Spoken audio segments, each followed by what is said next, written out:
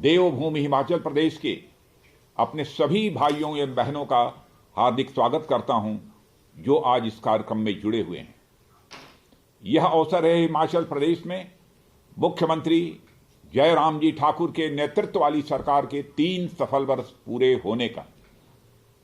यह खुशी का अवसर है जिसे मैं आपके बीच मौजूद रहकर बांटना चाहता था, मगर कोविड की दुश्वारियों के चलते वीडियो कॉन्फ्रेंसिंग के माध्यम से जुड़ रहा हूं। जयराम जी ने की सरकार 3 साल सफलतापूर्वक चलाई, इसके लिए वे और उनकी पूरी टीम बधाई की पात्र है। मगर इस बधाई की बड़ी हकदार यदि कोई है तो वह हिमाचल की जनता भी है, जिन्होंने आप लोगों को यह मौका दिया है। लोकतंत्र में हर चुनी हुई सरकार का यह दायित्व बनता है कि वह जनता के सामने अपने कामकाज का हिसाब किताब प्रस्तुत करे। मुझे हार्दिक प्रसन्नता है कि जयराम जी की सरकार इस दायित्व को पूरी ईमानदारी से निभा रही है। पिछले 3 सालों में केंद्र और प्रदेश सरकार ने मिलकर हिमाचल प्रदेश में विकास रूपी ब्यास की जो नई धारा बहाई है, उससे प्रदेश की आम जनता की जिंदगी में काफी बदलाव आया है। चूंकि मुख्यमंत्री जयराम जी ठाकुर ने अपने संबोधन में बहुत सी बातें आप सबके सम्मुख पहले ही रख दी हैं, इसलिए मैं उनको दोहराना नहीं चाहूंगा। आज के अवसर पर अच्छा रहा होता कि हमारे राष्ट्रीय अध्यक्ष आदरणीय जगत प्रकाश जी नड्डा भी मौजूद होते और उनका भी संबोधन हम सबको सुनने को प्राप्त होता। लेकिन जैसा आपको बताया गया है, इस समय अस्वस्थ होने के कारण वो हमारे बीच उपस्थित नहीं हो पा रहे हैं। हम उनके शीघ्र स्वास्थ्य लाभ की हार्दिक कामना करते हैं। हमारे मुख्यमंत्री जयराम जी ने इस बात की भी जानकारी दी कि हमारे हिमाचल के पूर्व मुख्यमंत्री आदरणीय शांता कुमार जी और साथ ही साथ भाभी जी यानी उनकी धर्मपत्नी भी वह कोरोना के कारण अस्वस्थ हैं, इसलिए आज वह हमारे बीच उपस्थित नहीं हैं। उनके भी शीघ्र स्वास्थ्य की मैं ईश्वर से कामना करता हूं। साथियों, मैं अपनी बात केवल एक बात पर फोकस करूंगा कि कैसे पिछले 3 सालों में हिमाचल प्रदेश में एक बड़ा परिवर्तन आया है। पहले क्या होता था कि हिमाचल प्रदेश कम आबादी वाला एक छोटा पहाड़ी राज्य है, इसलिए वहां रिसोर्सेस की कोई खास जरूरत नहीं है। इस सोच के कारण केंद्र से हिमाचल को दी जाने वाली धनराशि काफी कम हुआ करती थी। मेरे पास जो आंकड़े हैं उसके मुताबिक जब केंद्र में यूपीए सरकार थी तो हिमाचल प्रदेश को महज 22,000 करोड़ रुपए प्राप्त हुए, जबकि उनके समय में वहां प्रदेश में उन्हीं की सरकार थी। जब केंद्र में मोदी जी के नेतृत्व वाली सरकार आई तो हमने यह सोच बदल दी और हमने उसके साइज के हिसाब से नहीं बल्कि उसके इकोनॉमिक और स्ट्रेटेजिक इंपॉर्टेंस के हिसाब से देखना प्रारंभ किया। हालात बदल गए और केंद्र से हिमाचल प्रदेश को 3 गुने से भी अधिक धनराशि मिलनी प्रारंभ हो गई। इस अंतर की एक बड़ी वजह यह भी रही है कि केंद्र में चाहे अटल जी की सरकार रही या आज मोदी जी की सरकार, हिमाचल प्रदेश से दोनों का ही एक भावनात्मक रिश्ता हमेशा कायम रहा। अटल जी के लिए जहां हिमाचल उनका दूसरा घर था, मोदी जी के लिए हिमाचल उनकी काफी समय तक कर्मभूमि भी रही है। दूसरा बड़ा अंतर रहा सुशासन और विकास के प्रति प्रतिबद्धता का, कमिटमेंट का, क्योंकि हमारे लिए सत्ता कभी सुख भोगने का साधन नहीं रही, बल्कि सत्ता हमारे लिए आम लोगों की जिंदगी में सकारात्मक बदलाव लाने का जरिया रही है। इसलिए जब कभी भी भाजपा की सरकार कहीं बनती है तो हमारा सबसे पहला लक्ष्य होता है कि जनता की समस्याओं का समाधान करें और उनका केवल फौरी समाधान नहीं बल्कि अस्थायी समाधान करें। साथियों, मैं एक नहीं अनेक उदाहरण दे सकता हूं, मगर समय अभाव के कारण मैं उदाहरणों की संख्या सीमित रखूंगा। हिमाचल प्रदेश जैसे राज्यों में सबसे बड़ी समस्या कनेक्टिविटी की रही है, और चाहे वह रोड कनेक्टिविटी हो या टेलीकॉम कनेक्टिविटी हो, इनके लिए यदि किसी सरकार ने पूरे मनोयोग से काम किया है तो हमारी सरकारों ने किया है। आपको याद होगा, जब अटल जी प्रधानमंत्री थे तो पहली बार देश के ग्रामीण इलाकों को सड़कों से जोड़ने का सिलसिला उन्होंने प्रारंभ किया था, और इसी उद्देश्य से प्रधानमंत्री ग्राम सड़क योजना प्रारंभ की गई थी। मैदानी राज्यों में सड़कें बनाना आसान होता है और वहां दूरियां भी आसानी से तय की जा सकती हैं, जबकि पहाड़ों में हालात ठीक इसके उल्टे होते हैं। इसलिए हिमाचल जैसे राज्य में सड़क का बनाना बड़ी बात है, और मुझे यह बताते हुए बेहद खुशी होती है कि पिछले 3 वर्षों में हिमाचल प्रदेश समेत देश भर के अधिकांश गांवों को एक पक्की सड़कों से जोड़ने का काम पूरा कर लिया गया है। प्रधानमंत्री ग्राम सड़क योजना के फेज 1 के अंतर्गत हिमाचल प्रदेश के 2564 गांवों को पक्की सड़क से जोड़ने का लक्ष्य रखा गया था। आज इनमें से 2359 गांवों को पक्की सड़क के माध्यम से जोड़ दिया गया है। 205 गांवों को भी सड़क मार्ग से जोड़ने का काम चल रहा है, यह मुझे बताया गया है। इसके लिए मैं हिमाचल राज्य के मुख्यमंत्री श्री जयराम जी ठाकुर जी को तहे दिल बधाई देना चाहता हूं और उनकी पूरी सरकार को बधाई देता हूं। भारत सरकार के ग्रामीण विकास मंत्रालय के अनुमान के मुताबिक यह सारा काम अगले साल दिसंबर तक पूरा हो जाएगा। प्रधानमंत्री ग्राम सड़क योजना के फेज 2 के अंतर्गत ग्रामीण सड़कों को चौड़ा करने और बेहतर बनाने का भी काम चल रहा है। यह काम भी 2022 तक, यानी जयराम जी की सरकार के 5 साल पूरे होने से पहले पूरा हो जाएगा। मैं बधाई देता हूं प्रदेश के मुख्यमंत्री श्री जयराम जी ठाकुर को कि प्रधानमंत्री ग्राम सड़क योजना के क्रियान्वयन में हिमाचल प्रदेश को जम्मू और कश्मीर राज्य के बाद देश में दूसरा स्थान मिला है। इतना ही नहीं, मंडी जिला तो प्रधानमंत्री ग्राम सड़क योजना के इंप्लीमेंटेशन में पूरे देश में नंबर 1 जिला घोषित हुआ है। इसके लिए भी मैं आपको बधाई देता हूं। पहाड़ी राज्यों में हाईवे बनाने का जो काम पिछले 3 वर्षों में हुआ है, वह भी अपने में बेमिसाल है। कालका शिमला हाईवे पर पहले क्या स्थिति थी और आज क्या स्थिति है, यह अंतर केवल भाजपा सरकारों के कारण ही आया है। इसी साल साथियों, अक्टूबर में, जैसी कि मुख्यमंत्री जी ने भी चर्चा की है, रोहतांग पर वर्षों से लंबित पड़ी टनल का काम पूरा कर दिया गया। स्वयं हमारे प्रधानमंत्री जी ने अटल टनल राष्ट्र को समर्पित करके हिमाचल प्रदेश के लाहौल स्पीति के हिस्से के साथ ऑल वेदर कनेक्टिविटी मुहैया करा दी। अटल टनल के बन जाने से जहां सेना के जवानों को सीमाओं तक जल्द से जल्द पहुंचने में सुविधा होगी, वहीं स्पीति के किसानों को अपनी आलू की फसल देश के बाकी इलाकों में पहुंचाने में भी मदद मिलेगी।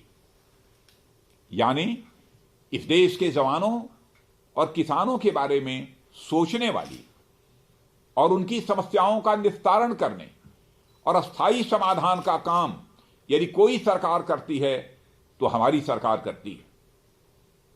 साथियों, जब देश में सेना के जवानों की बात चलती है तो हिमाचल प्रदेश का नाम अपने आप ऊपर आ जाता है। यहां ऐसा कोई गांव नहीं है जहां एक भी व्यक्ति सेना में ना हो। शौर्य और पराक्रम की परंपरा हिमाचल की नसों में दौड़ती है। आजाद भारत का पहला परमवीर चक्र पाने वाले मेजर सोमनाथ शर्मा हिमाचल के थे, और जो सबसे हाल में परमवीर चक्र पाने वाले थे, ऐसे कैप्टन विक्रम बत्रा और राइफलमैन संजय कुमार भी इसी हिमाचल के पुत्र रहे।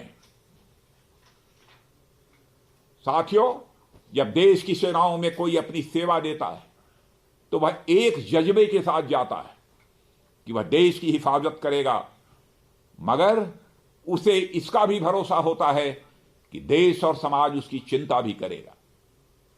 वर्षों तक इस देश के लिए अपनी जवानी कुर्बान करने वाले सैनिक प्रतीक्षा करते रहे कि सरकार उन्हें 1 रैंक 1 पेंशन का हक देगी, मगर इस हक को पाने के लिए भी उन्हें 2014 तक का इंतजार करना पड़ा है।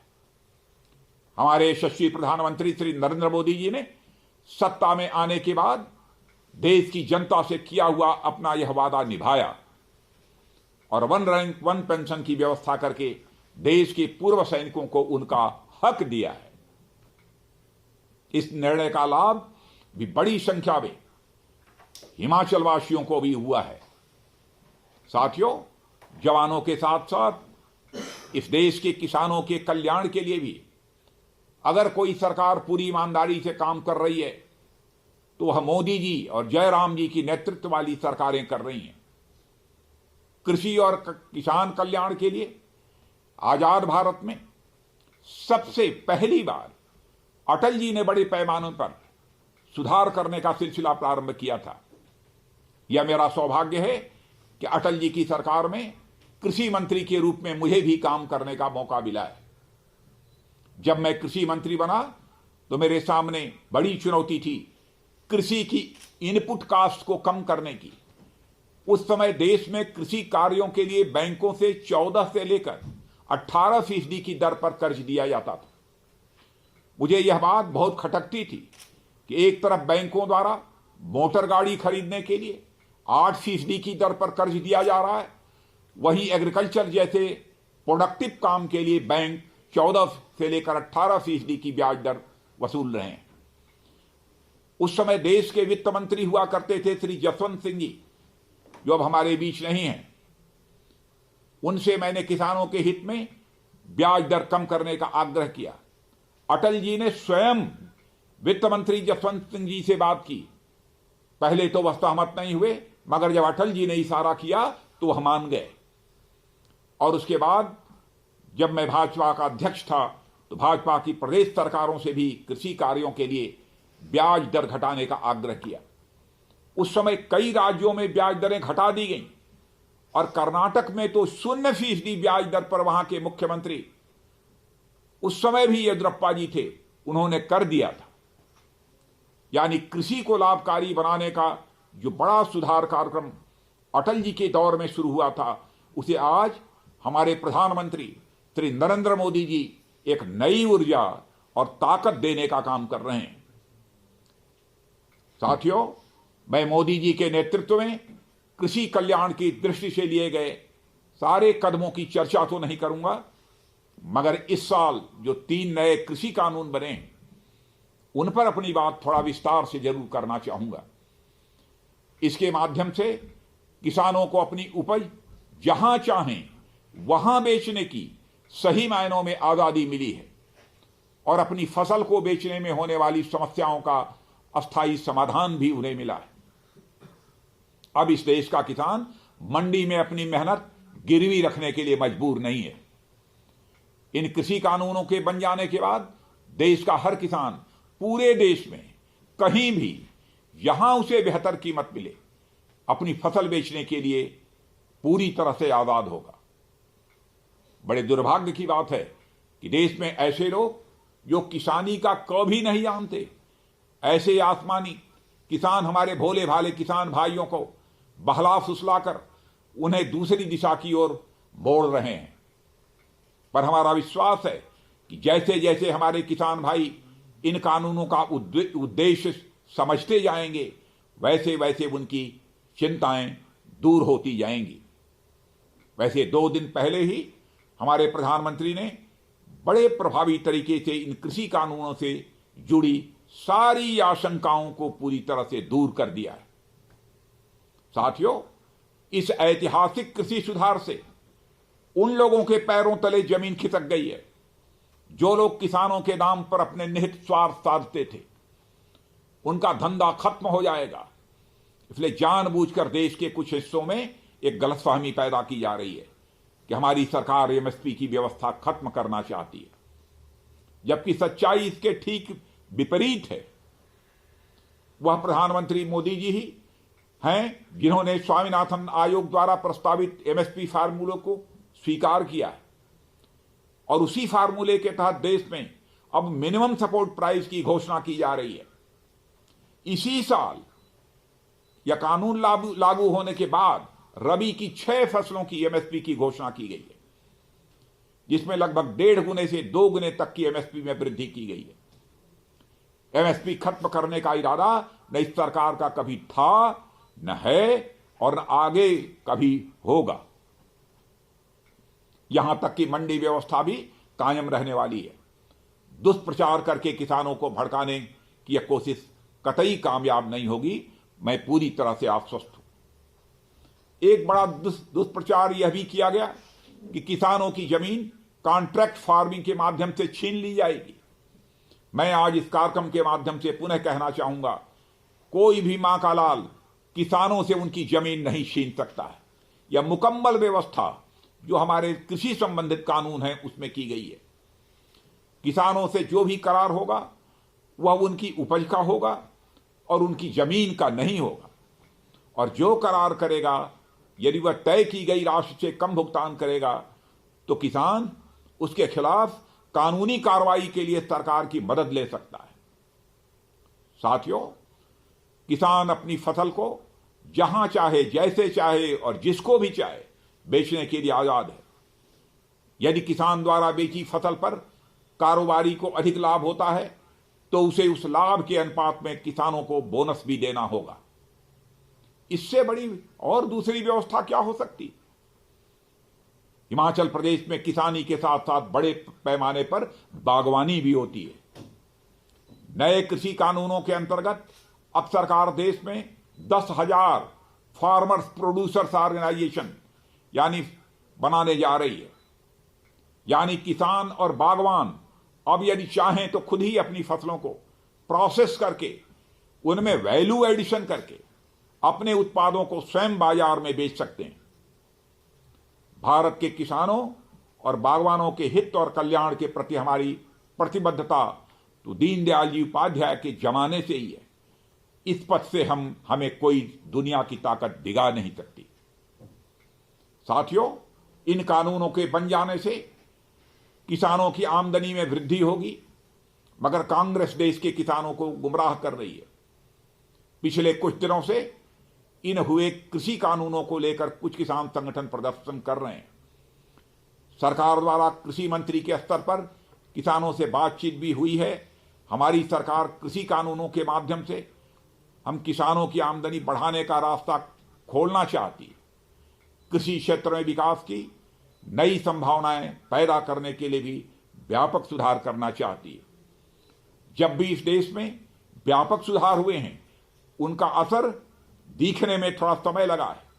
चाहे 1991 में नरसिम्हा राव जी की सरकार के समय हुए आर्थिक सुधारों की बात हो या अटल जी की सरकार द्वारा किया गया सुधार हो, उनका लाभ जनता को मिलने में कम से कम कुछ समय लगे हैं।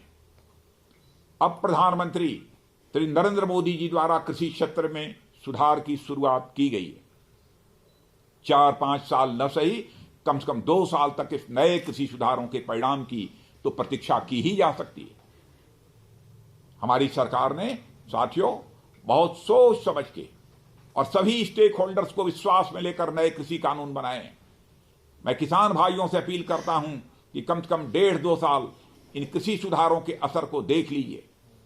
यदि इसके बाद किसानों को लगता है कि कृषि कानून किसानों के हित में नहीं है तो सरकार इन कानूनों के बारे में पुनः आपके साथ चर्चा करके किसान कल्याण के जो आवश्यक होगा वह करेगी। साथियों, आज भारत में पहली बार इस देश के गांव, गरीब और किसान के कल्याण के लिए इतने बड़े पैमाने पर काम हो रहा है। गांव गरीब भी किसान की खुशहाली के लिए हमारी सरकार कोई कसर नहीं छोड़ना चाहती। किसान की चर्चा मैंने अभी की, मगर गरीबी इस देश के लिए कितनी बड़ी समस्या है यह बात आप अच्छी तरह से जानते हैं। गरीबी समाज का एक ऐसा अभिशाप है जो व्यक्ति को कई और समस्याओं से घेर देता है। इसलिए जब से देश आजाद हुआ तो इस देश में गरीबी को कम करने की बराबर चर्चा की गई है, मगर सही मायनों में गरीबी हटाने का काम अगर किसी सरकार ने पहली बार गंभीरतापूर्वक किया तो वह अटल जी की सरकार थी। अटल जी ने अंत्योदय योजना के माध्यम से इस देश के गरीबों को सस्ती दर पर अनाज उपलब्ध कराया।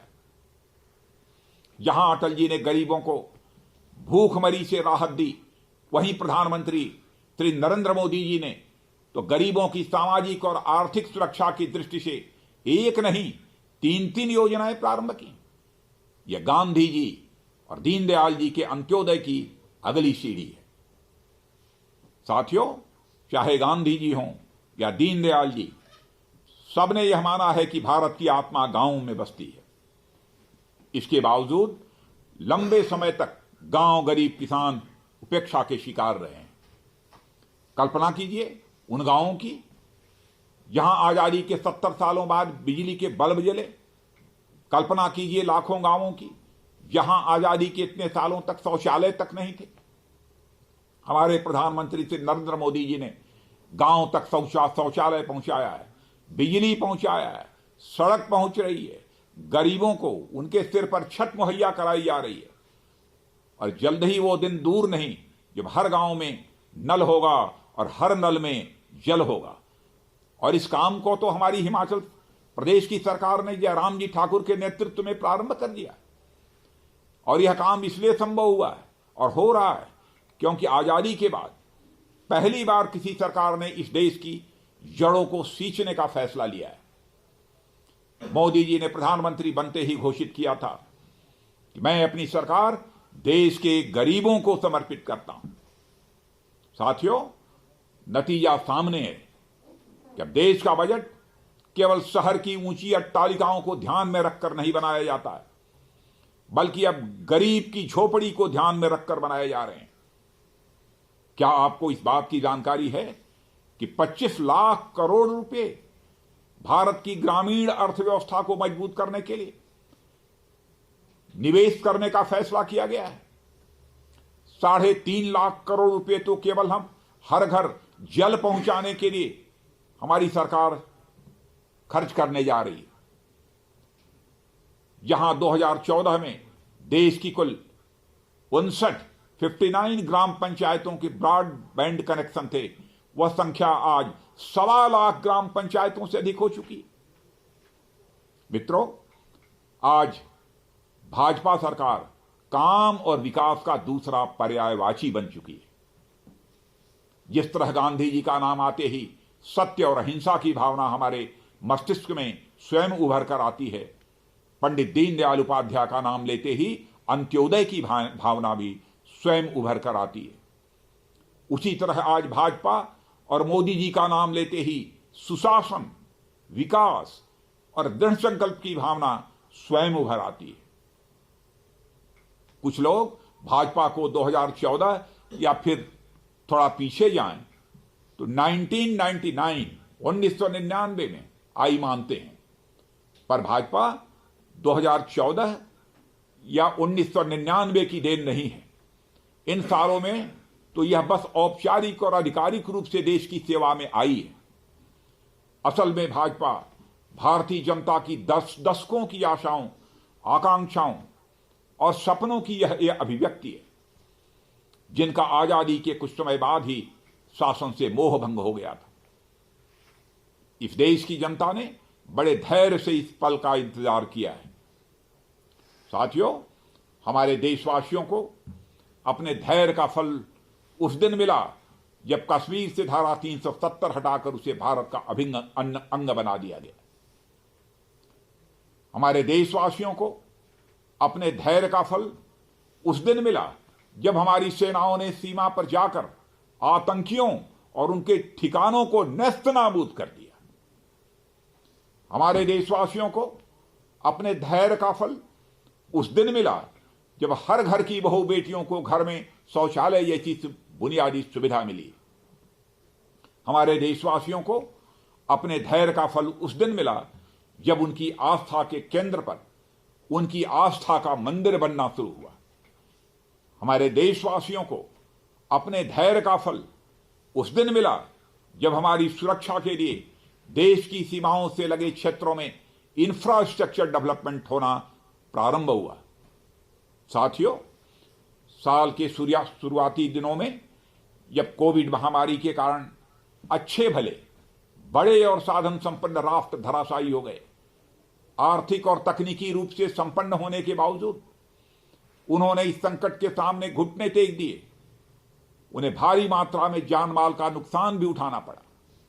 उस समय भी हमारे देश ने सीमित संसाधनों के बावजूद अपेक्षाकृत कम नुकसान उठाया। न केवल कम नुकसान, बल्कि प्रधानमंत्री श्री नरेंद्र मोदी जी के नेतृत्व में हमने इस आपदा को अवसर में भी बदला है। हम उन क्षेत्रों में भी अपने पैरों पर खड़े होने की दिशा में आगे बढ़े जो अब तक अछूते थे। हिमाचल प्रदेश को प्रकृति का वरदान प्राप्त है। भारत ही नहीं, दुनिया भर के पर्यटकों के लिए हिमाचल का आकर्षण लगातार बढ़ता ही जा रहा है। और मेरे पास जो आंकड़े हैं उनके मुताबिक पिछले साल यानी 2019 में 1,72,00,000 पर्यटक हिमाचल प्रदेश में आए हैं। यदि इस साल कोविड संकट नहीं आता तो मेरा मानना है कि इस साल हिमाचल आने वाले पर्यटकों की संख्या 2 करोड़ पार कर जाती। और हमारी हिमाचल की सरकार ने श्री जयराम जी ठाकुर के नेतृत्व में ऐसे हालात वहां पैदा किए हैं कि पर्यटकों के अंदर एक विश्वास और भरोसा पैदा हुआ है। साथियों, लगभग 68 लाख की आबादी वाले इस प्रदेश में अपनी आबादी से 3 गुना पर्यटकों का सत्कार करने की क्षमता मौजूद है। पर्यटन क्षेत्र में कम पूंजी में अधिक रोजगार पैदा करने की क्षमता होती है। और मुझे खुशी है कि हिमाचल अब पर्यटकों के लिए बहुत बड़ी संख्या में होम स्टे की सुविधा मौजूद है। अतिथि देवो भव के साथ हिमाचल प्रदेश के लोगों ने पर्यटकों के लिए अपने घर के द्वार खोले हैं और इसकी चर्चा अब हर तरफ होती है। आज पूरी दुनिया में जब होम स्टे का चलन बढ़ रहा है तो हिमाचल प्रदेश के होम स्टे के मॉडल को पूरे भारत में रिप्लिकेट करने की जरूरत है। और मुझे जानकर हैरानी हुई कि पूरे प्रदेश के 80,000 से अधिक होम स्टे फैसिलिटीज हैं। और मुझे याद है हिमाचल में होम स्टे फैसिलिटीज का चलन 2008 में जब प्रोफेसर प्रेम कुमार जी धूमल वहां के मुख्यमंत्री थे तब शुरू हुआ था। उसी साल दुनिया की जानी मानी होम स्टे कंपनी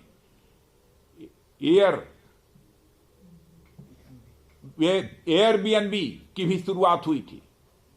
और आज एयरबीएनबी के अंतर्गत 40 लाख घर जुड़े हुए हैं।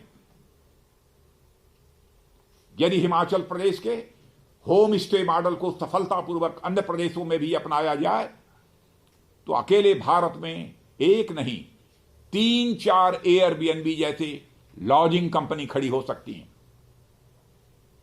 साथियों, पर्यटन 21वीं सदी का सबसे बड़ा इंप्लॉयमेंट जनरेटिंग सेक्टर है। भारत में इसकी अपार संभावनाएं हैं। विदेशी पर्यटकों के साथ साथ हमें घरेलू पर्यटकों पर भी ध्यान केंद्रित करने की जरूरत है।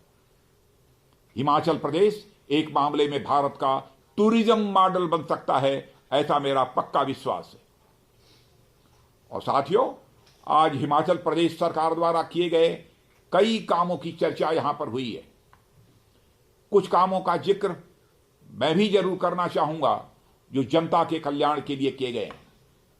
आयुष्मान भारत देश भर में गरीबों वंचितों का इलाज सुनिश्चित करने के लिए सबसे बड़ी योजना तो है ही, पर सरकार द्वारा शुरू की गई हिम केयर योजना उन परिवारों के इलाज को भी सुनिश्चित करता है जो इस आयुष्मान भारत योजना के लाभ से वंचित रह गए हैं।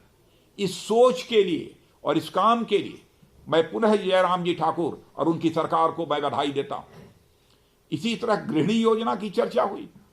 गृहिणी योजना भी उज्ज्वला की एक एक्सटेंशन योजना है जो उज्ज्वला योजना से बाहर की महिलाओं को मुफ्त गैस कनेक्शन प्रदान कर उन्हें खुशहाल जीवन प्रदान करता है। संभवतः हिमाचल देश का पहला राज्य है जिसने इस योजना को प्रारंभ किया है। इसके लिए मैं पुनः जयराम जी ठाकुर की सरकार को हार्दिक बधाई देता हूं। ये एक योजना जिसके बारे में मुझे पता चला है जिसका मैं जिक्र यहां करना चाहता हूं वह है बेटी है अनमोल योजना। इस योजना के अंतर्गत हिमाचल प्रदेश की बेटियों को उनकी पढ़ाई के लिए आर्थिक सहायता प्रदान की जाएगी। बेटी का जन्म होने पर ही हिमाचल प्रदेश सरकार 10,000 रुपया की छात्रवृत्ति पोस्ट ऑफिस या फिर बेटी के बैंक खाते में जमा कर देती है। इसके अलावा हिमाचल प्रदेश की बेटियों को पहली कक्षा से लेकर 12वीं कक्षा तक 300 रुपये से लेकर 12,000 रुपये तक की आर्थिक सहायता, किताबें तथा यूनिफॉर्म खरीदने के लिए प्रदान की जाएंगी। यदि बेटी 12वीं कक्षा के बाद स्नातक के पाठ्यक्रम में अपनी पढ़ाई जारी रखती है तो उसे 5,000 रुपये की आर्थिक सहायता प्रदान की जाएगी। साथियों, हिमाचल प्रदेश के युवाओं के लिए मुख्यमंत्री स्टार्टअप योजना, बुजुर्गों के लिए सामाजिक सुरक्षा योजना और बुजुर्गों के लिए यह सामाजिक सुरक्षा पेंशन की व्यवस्था की गई है। और जैसा जयराम जी ने बतलाया कि जिनकी 70 साल से ऊपर उम्र हो जाती है उनको हिमाचल में 1,500 रुपये की प्रतिमाह की पेंशन दी जाती है। तो मैं जयराम जी मैं यह जानना चाहता हूं कि आज हम लोगों की भी 70 साल की उम्र हो जाएगी और हिमाचल में आ जाएंगे तो ये सुविधा हम सबको भी प्राप्त होगी या नहीं होगी। पीने के लिए स्वच्छ जल की व्यवस्था,